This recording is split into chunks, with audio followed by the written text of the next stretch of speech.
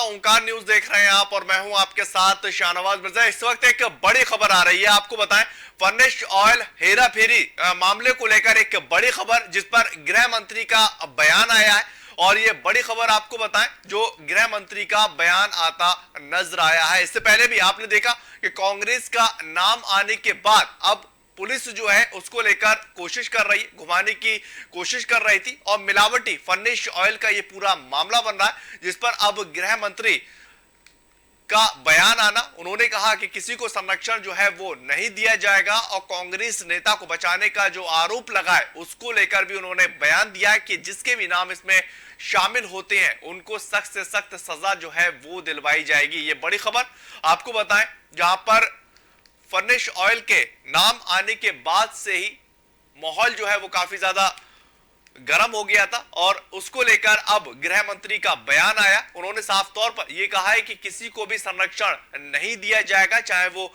किसी भी पार्टी का हो, किसी भी ओहदे पर हो। दरअसल मिलावटी फर्निश ऑयल का यह ये पूरा मामला और इसको लेकर गृह मंत्री ताम्रध्वज साहू ने एक बयान दिया कि आरोपियों को बख्शा नहीं जाएगा और राजनीतिक संरक्षण नहीं दिया जाएगा। कांग्रेस के नेता हो या फिर कोई भी शख्स जो भी गैर कानूनी काम करेंगे उनको सख्त से सख्त सजा जो है वो दी जाएगी। ये बड़ी खबर आपको बता रहा है, बड़ा अपडेट जिस पर गृह मंत्री या कहे जो सरकार है वो खुद साफ करती हुई नजर आ रही है कि किसी को भी जो संरक्षण है वो नहीं दिया जाएगा और जिसका भी नाम इसमें शामिल है उन तमाम लोगों को जो है सजा दिलवाई जाएगी।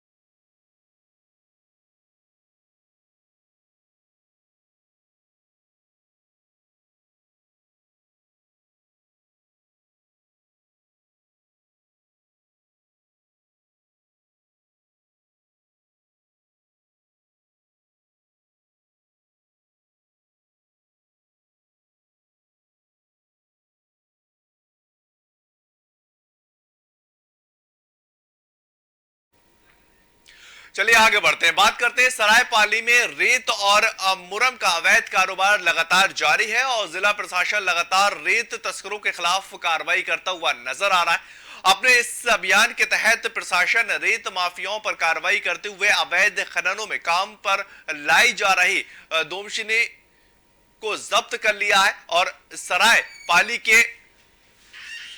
अवैध खनन को लेकर ये कारोबार किया जा रहा है। इसको लेकर पुलिस जो है वो आगे जांच करती हुई नजर आ रही है और इस बात को लेकर कोशिश की जा रही है कि जो भी अवैध खनन करने वाले लोग हैं उनके खिलाफ सख्त से सख्त कार्रवाई की जाए। और ये खबर जो है वो सरायपाली से है जहां पर जिला प्रशासन ने कार्रवाई की है और रेत खनन माफियाओं पर यह कार्रवाई हुई है। अवैध खनन को लेकर 2 मशीनें जो है वो जब्त कर ली गई, यानी कि बड़े पैमाने पर जो अवैध खनन होता नजर आ रहा था उसको रोकने की कोशिश की जा रही है। और इससे पहले भी प्रशासनिक अधिकारी अवैध खनन को लेकर एक्टिव है, सक्रिय प्रयास कर रहे हैं। और आपको ये जानकारी दें कि रेत अवैध खनन को लेकर दोषियों के खिलाफ सख्त से सख्त कार्रवाई की जा रही है और लोगों को वहां पकड़ा जा रहा है। इससे पहले भी जो गवर्नमेंट है वो इस बात को लेकर कोशिश कर रही थी, प्रयास कर रही थी कि जो भी अवैध खनन करने वाले लोग हैं उनके खिलाफ सख्त से सख्त कार्रवाई की जाए और जो रेत अवैध खनन है उसको रोका जा सके।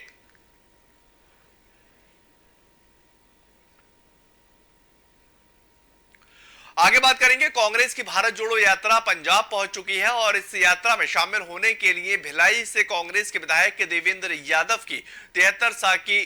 मां ने भी शिरकत की है। आपको जानकारी दें कि राहुल गांधी की भारत जोड़ो यात्रा में भिलाई के विधायक के साथ करीब 500 से अधिक कांग्रेस के कार्यकर्ता शामिल हुए हैं और एक दूसरे का जोश वर्धन करते हुए नजर आ रहा है। कांग्रेस विधायक की बुजुर्ग मां के शामिल होने के बाद बड़ी संख्या में कांग्रेस के कार्यकर्ताओं के अंदर एक बार फिर से जोश जो है वो बढ़ता हुआ नजर आया और इस बात को लेकर भी कांग्रेस पार्टी लगातार एक्टिव होती नजर आ रही है, क्योंकि कांग्रेस पार्टी अपना जनाधार मजबूत करने बनने की जद्दोजहद में लगी हुई है। कांग्रेस पार्टी इस बात को लेकर भी कोशिश कर रही है कि जो भारत जोड़ो यात्रा है उसको किस तरह से और मजबूत किया जा सके। और उत्तराखंड की अगर बात की जाए तो उत्तराखंड में भी हाथ से हाथ जोड़ो अभियान जो है वो शुरू होता हुआ नजर आ रहा है। एक बड़ी अपडेट आपको बताएं कि यहां पर पंजाब के अंदर जो विधायक है उनकी मां वहां पर पहुंचती हुई नजर आई और राहुल गांधी की भारत जोड़ो यात्रा जो है वो हर एक राज्य में होती हुई नजर आ रही है। और उसी के मद्देनजर बड़े पैमाने पर राहुल गांधी, कांग्रेस के कार्यकर्ता और तमाम कांग्रेस के जो टॉप लीडरशिप है वो भारत जोड़ो यात्रा को सफल बनाने के लिए जद्दोजहद कर रहे हैं। और जो जनाधार कांग्रेस पार्टी का कम होता हुआ नजर आ रहा है उस जनाधार को भी जुटाने की जद्दोजहद में कांग्रेस पार्टी लगी हुई है।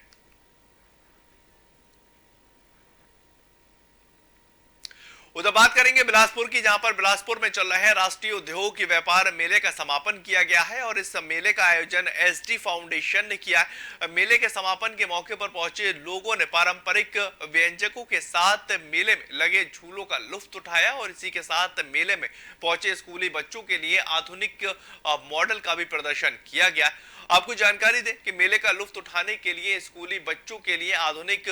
मॉडल का प्रदर्शन किया गया है। और ये खबर दरअसल बिलासपुर की है, जहां पर उद्योग व्यापार मेले का समापन हुआ है और कई कार्यक्रमों का यहां पर आयोजन किया गया और बड़ी संख्या में लोग वहां पर शिरकत करते नजर आए। इससे पहले भी इस तरह के मेले जो है वो होते रहे हैं और एक बड़े पैमाने पर लोग यहां पर आते हैं और शिरकत करते हुए दिखाई देते हैं। उसको लेकर लगातार ये कोशिश की जा रही है कि मेले में कोई भी जो प्रशासन है वो कोई भी चूक ना हो और पुलिस जो है वो मुस्तैद है। पुलिस भी लगातार इस बात की कोशिश कर रही है कि आखिर कोई भी बड़े पैमाने पर चूक होती नजर नहीं आए, क्योंकि घर परिवार के साथ जो लोग हैं वो उस मेले में आ रहे हैं और उस मेले का लुत्फ लेते हुए नजर आ रहे हैं।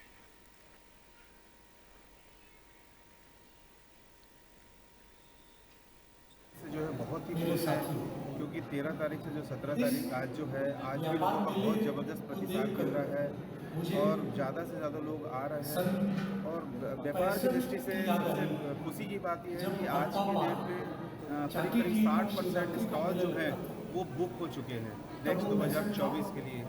ये सबसे खुशी। आगे बढ़ेंगे, बात करेंगे प्रदेश के गन्ना एवं चीनी मिल राज्य मंत्री संजय सिंह गंगवार ने पीलीभीत के विकास खंड अमरिया ब्लॉक में एक जनता दरबार का आयोजन किया है और जनता दरबार में राज्य मंत्री ने लोगों की समस्याओं को सुना है और संबंधित अधिकारियों को समस्या पर जल्द से जल्द कार्रवाई करने का आदेश भी दे दिया है। और इस दौरान गन्ना एवं चीनी मिल राज्य मंत्री संजय सिंह गंगवार ने विकास खंड अमरिया के सभी ग्राम प्रधानों के साथ बैठक का आयोजन किया है। इस बैठक में गांव से किए जा रहे विकास से कार्यों के संबंध में चर्चा की गई और इस दौरान अध्यक्ष ने तमाम समस्याओं को लेकर राज्य मंत्री को एक ज्ञापन भी सौंपा। यह खबर दरअसल पीलीभीत से है। राज्य मंत्री का ये अमरिया दौरा हुआ है और जनता दरबार वहां पर लगाया गया, जनता दरबार का वहां पर आयोजन किया गया है और लोगों की जो समस्या है वो सुनते हुए राज्य मंत्री नजर आए हैं और हर एक पहलू पर विस्तार पूर्वक चर्चा करते हुए दिखाई दिए। अधिकारियों को भी विकास के राह जो है जिस तरह से बढ़ती हुई नजर आ रही है उसको और सुचारू रूप से आगे बढ़ाया जाए, इसको लेकर कोशिश की गई है और अधिकारियों को भी दिशा निर्देश देते हुए राज्य मंत्री नजर आए और साफ तौर पर उन्होंने कहा कि जो भी विकास के कार्य हैं उसको लेकर कोई भी रुकावट नहीं लाई जाएगी और हर एक शख्स को विकास की राह पर आगे बढ़ाया जाएगा। यह अमरिया का आपको बता रहे दौरा करते हुए नजर आए राज्य मंत्री और उन्होंने साफ तौर पर यह कहा कि जिस तरह से अमरिया को एक डेवलप गांव के तौर पर बनाना है उसको लेकर गांववासी, प्रधान, प्रशासनिक अधिकारी के साथ साथ तमाम लोगों को एक साथ मिलकर कार्य करना होगा, तमाम लोगों को एक साथ मिलकर आगे बढ़ना होगा, तब जाकर ये पीलीभीत का जो ब्लॉक है अमरिया ये जो है विकसित होता नजर आएगा और बड़े पैमाने पर लोगों को उससे जुड़ना होगा, क्योंकि लगातार जो विकास के कार्य होते नजर आ रहा है वो धरातल पर उतरते दिखाई दें और लोगों के लिए जो राहत जो गवर्नमेंट देती हुई नजर आ रही है उस राहत को लोगों तक पहुंचाया जा सके।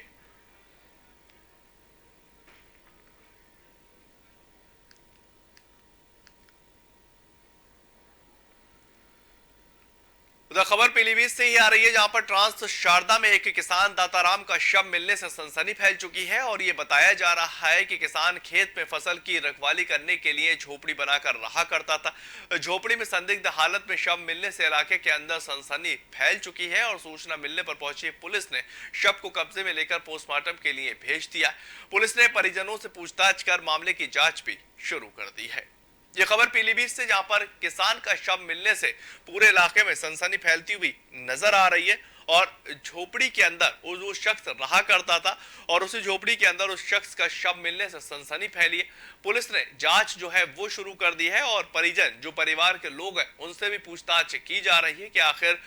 किस तरह से ये जो पूरा मामला है ये घटित हुआ है। हर एक पहलू को लेकर पुलिस तफ्तीश करती हुई नजर आ रही है। जो शव है उसको पोस्टमार्टम के लिए भेज आगे की कार्रवाई और आगे के हर एक तथ्यों को जुटाने में पुलिस लगी हुई है।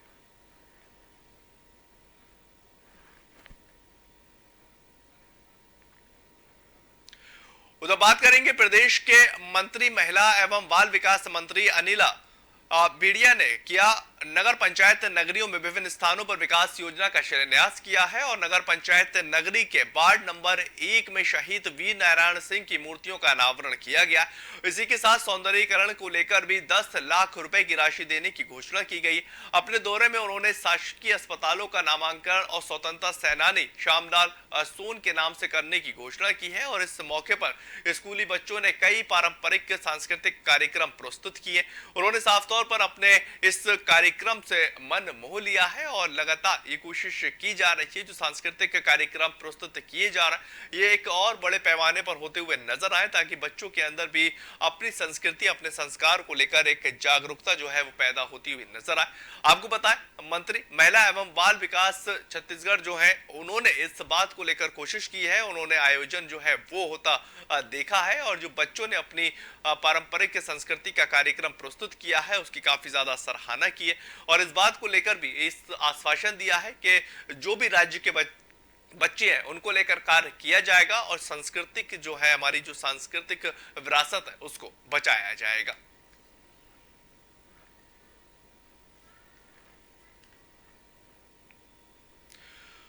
आगे बात करेंगे सारगंज की है, जहां पर स्थानीय प्रशासन की तरफ से विष्णु महायज्ञ और गणतंत्र मेले की अनुमति न मिलने पर व्यापारियों ने बाजार बंद कर अपना विरोध दर्ज करवाया है और मेला समिति के सदस्य प्रशासनों के विरोध में नगर पालिका चौक पर अनिश्चितकालीन धरने पर बैठ गए। उनका ये कहना था कि इस मेले का आयोजन पिछले 75 सालों से लगातार किया जा रहा है और मेला 75 सालों से लगातार होता नजर आ रहा है। मेले की अनुमति देने को लेकर स्थानीय लोगों ने जिले के एसडीएम को ज्ञापन भी सौंपा है और मेला समिति ने स्थानीय प्रशासन से उनकी मांगों को लेकर उग्र आंदोलन की चेतावनी भी दे डाली है। आपको बताएं मेले को लेकर ये कोशिश की जा रही है कि मेला जो है वो होना चाहिए और इस सराहनीय मेला काफी सालों से ये मेला होता हुआ नजर आ रहा है और उसी को लेकर एसडीएम को एक ज्ञापन भी सौंपा गया और साफ तौर पर कहा कि अगर मेला नहीं होता है तो एक आंदोलन भी किया जाएगा और उसकी जिम्मेदारी जो है वो खुद प्रशासनिक अधिकारियों की होगी, यानी कि प्रशासन के अधिकारियों की होगी, क्योंकि एक लंबे अरसे से ये मेला जो है होता हुआ नजर आ रहा है और इस मेले को ये कहा जाता है कि 74-75 सालों से इस मेले का आयोजन होता नजर आ रहा है और उसी बात को लेकर अवगत कराते हुए एसडीएम को एक ज्ञापन सौंपा गया है और ये कहा गया कि अगर व्यवस्था नहीं की गई है तो आंदोलन जो है वो होगा और इसकी सीधी जिम्मेदारी जो है वो प्रशासनिक अधिकारियों की होगी। नगरवासी और मेला समिति के सदस्य लोग पूर्व निर्धारित कार्यक्रम के अनुसार सारंगढ़ बंद का आह्वान किए हैं। हमारा मांग ये है कि 1954 से लगातार देश के अमर शहीदों की याद में विश्व शांति और लोक कल्याण के लिए स्थानीय जो जवाहर भवन मैदान है वहाँ पर विष्णु महायज्ञ एवं गणतंत्र मेला का आयोजन होते आ रहा था, मगर पिछले 4-5 वर्षों से वहाँ पर भूमाफियाओं की कुदृष्टि पड़ गई है, जिसके चलते हमारे जो पूर्वज थे, सारंगढ़ के पुरखे थे, जो विश्व शांति के लिए लोक कल्याण के लिए सारंगढ़ क्षेत्र की सुख समृद्धि की पवित्र भावना को लेकर देश के अमर शहीदों की याद में जो एक परंपरा सांस्कृतिक एवं धार्मिक महत्व की परंपरा का शुरुआत किया था। आगे बात करेंगे बुलंदशहर की, जहां पर बुलंदशहर में कलेक्ट्रेट गेट पर धरने पर बैठे बेक्यू कार्यकर्ताओं को पुलिस ने हटा दिया है। और जानकारी के मुताबिक 24 घंटे से किसान कलेक्ट्रेट गेट को बंद करके धरने पर बैठे हुए थे, जिसके चलते लापता किशोरी की बरामदगी को लेकर बेक्यू कार्यकर्ता गुलाबटी पुलिस के खिलाफ धरना दे रहे थे। और पुलिस की माने तो किसानों ने कलेक्ट्रेट गेट बंद कर आवागमन बाधित कर रखा था, जिसके चलते पुलिस ने सख्त कार्रवाई करते हुए बेक्यू कार्यकर्ताओं को हटाया है। खबर बुलंदशहर से, जहां पर आपको बताएं कि जो पुलिस है वो सख्ती के साथ कार्य करती हुई नजर आई है और बेकेयू कार्यकर्ताओं को पुलिस ने वहां से हटा दिया है। इससे पहले कलेक्टर गेट पर धरने पर ये किसान जो है वो बैठे हुए थे और किसानों ने आवागमन बाधित कर रखा था और ये कोशिश की जा रही थी कि जो मामले को लेकर वो बैठे हुए हैं उसको लेकर जिला अधिकारी तक अपनी बात रखी जाए। लेकिन आपको जानकारी दें कि जो पुलिस प्रशासन है उन्होंने कानून व्यवस्था के तहत बेक्यू के तमाम जो नेता है, जो किसान नेता है, उनको वहां से हटाया है और एक सुचारू रूप से जो प्रक्रिया है उसको फॉलो करने को लेकर भी कहा है। आपको ये जानकारी दें कि हटाने के बाद जो है वो किसान वहां से हट गए हैं और आगे की कार्रवाई की मांग कर रहे हैं। ये थाना गुलावटी क्षेत्र की एक युवती थी जो कि उसके परिवारजनों द्वारा ये बताया गया कि एक लड़का जो कि उसका पूर्व से परिचित था वो उसको लेके गया। उसके बाद से वो युवती वापस नहीं आई। इस संबंध में थाने पर सूचनागत धाराओं में मुकदमा पंजीकृत कर लिया गया था। जब उस लड़के से पूछताछ की गई तो उसके द्वारा यह बताया गया कि उसने उस लड़की को एक नहर में धक्का दे दिया था। इसके बयान के आधार पर हमारी टीमें उस नहर में सर्च लगातार कर रही हैं। जो हमारे यहाँ फ्लड पीसी है उसको भी इसमें लगाया गया। खबर बरेली से आ रही है। बरेली में सनसनीखेज मामला निकलकर सामने आया है और मामला जिले के प्रेमनगर थाना कुल्हाड़ा पीर क्षेत्र का है, जहां पर संदिग्ध हालत में बुजुर्ग महिला की मौत हो चुकी है। जानकारी के मुताबिक मृतका महिला के मुंह से खून निकलता हुआ नजर आया है और सूचना पर पहुंची पुलिस ने शव को बरामद कर पोस्टमार्टम के लिए भिजवा दिया। फिलहाल पुलिस पूरे मामले की छानबीन में जुटी हुई है कि आखिर ये जो महिला है इसका शव किस तरह से यहाँ पर पड़ा मिला है और एक संदिग्ध हालत में बुजुर्ग महिला की मौत हो जाना कई सवालिया निशान जो है वो खड़ा करती है। महिला के मुंह से खून भी निकल रहा है। पुलिस ने पोस्टमार्टम के लिए शव को भिजवा दिया है और मामले की जांच पड़ताल में पुलिस लगी हुई है। तस्वीरों में आप देख सकते हैं कि जो ये महिला है इसका शव जो है वो वहां पर कुल्हाड़ा पीर के पास पड़ा मिला। थाना प्रेमनगर की पूरी घटना है। आपको जानकारी दी, पुलिस को इस बात सूचित किया गया तो पुलिस वहां पर पहुंचती हुई नजर आई, अपने दल बल के साथ वहां पर पहुंची और उस महिला, जो बुजुर्ग महिला है, उसको शव को कब्जे में लिया और पोस्टमार्टम के लिए उसको भिजवाया। पोस्टमार्टम रिपोर्ट का इंतजार जो है वो पुलिस से कर रही है और पीएम रिपोर्ट आने के बाद ही आगे की कार्रवाई पुलिस करती हुई नजर आने वाली है। जनवरी 2023 को थाना क्षेत्र प्रेमनगर स्थित कौड़ा पीर में एक 70 वर्षीय बुजुर्ग महिला जिसका नाम फरीदा बेगम है, उसका शव मिला और शव को पोस्टमार्टम के लिए भेज दिया गया है। पोस्टमार्टम रिपोर्ट के आधार पर अगली कार्रवाई की जाए। चलिए फिलहाल इस बुलेटिन में इतना ही। ताज़ा खबरों के लिए आप लगातार बने रहें ओकान न्यूज के साथ।